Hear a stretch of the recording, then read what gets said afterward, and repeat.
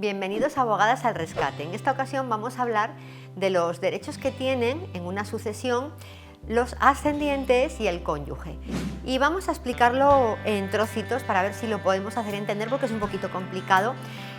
Vamos a empezar por los ascendientes y vamos a preguntar primero qué derechos tienen los ascendientes cuando no hay testamento. Lo distinguimos porque a veces es diferente cuando tenemos testamento que cuando no tenemos testamento. Bueno, pues estos ascendientes, que son los padres, los abuelos, cuando no hay testamento solamente van a ser los herederos, es decir, van a adquirir la totalidad de la herencia en propiedad cuando no existan descendientes, tanto ni hijos, ni nietos, ni ningún otro descendiente. Pero cuando concurran además con el cónyuge viudo, es decir, que nos encontremos una situación familiar en la que fallece una persona que no deja hijos ni nietos, pero que vamos a suponer que deja padres y además deja un cónyuge viudo. Bueno, pues en ese caso heredarían los bienes porque no hay testamento los ascendientes, pero el cónyuge viudo tendría derecho de uso, por lo tanto de usufructo, de una partecita de la herencia.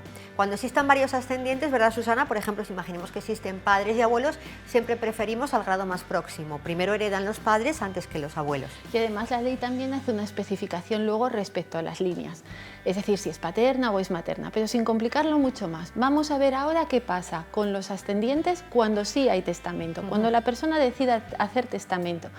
Pues bien, en este caso solo hay que considerarlos, solo van a ser herederos forzosos si no hay hijos o descendientes. Si hay hijos o descendientes no vamos a tener que considerarlos en la herencia. ¿Qué significa que sean herederos forzosos?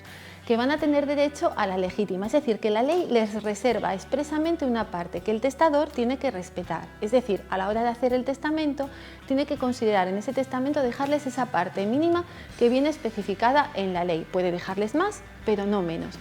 Y además, ¿cuál va a ser esta parte? Bueno, pues va a ir en función, va a ser mayor o menor en función de si esa persona va a dejar o no cónyuge viudo. Y sí, hay muchas cosas que tener en cuenta, pero bueno, aquí solo vamos a daros unas pinceladas, una primera orientación. Y ahora vamos a hacer lo mismo, pero en esta ocasión con el cónyuge viudo. También diferenciando el caso de que no tengamos testamento y el caso de que sí tengamos testamento. Y vamos a empezar por los derechos del cónyuge viudo cuando no tenemos testamento. Para que el cónyuge viudo herede todos los bienes de la herencia, tiene que darse una circunstancia en la que la persona que fallece lo haga sin dejar ningún hijo ni descendiente, es decir, ni hijos ni nietos, y por otra parte tampoco haya dejado ni padres ni abuelos, es decir, ningún descendiente y ningún ascendiente con derecho a heredar. En ese caso es cuando, en defecto de testamento, es el cónyuge viudo el que va a heredar todos los bienes de la herencia.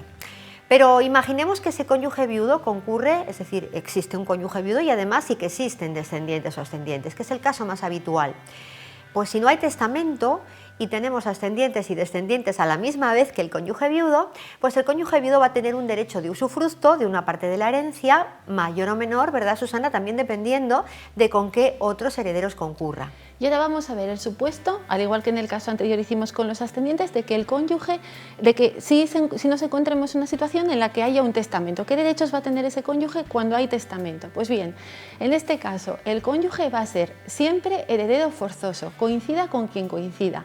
Es decir, como en el caso anterior de los ascendientes, tiene derecho a una legítima, la ley le reserva una parte que el testador tiene que respetar.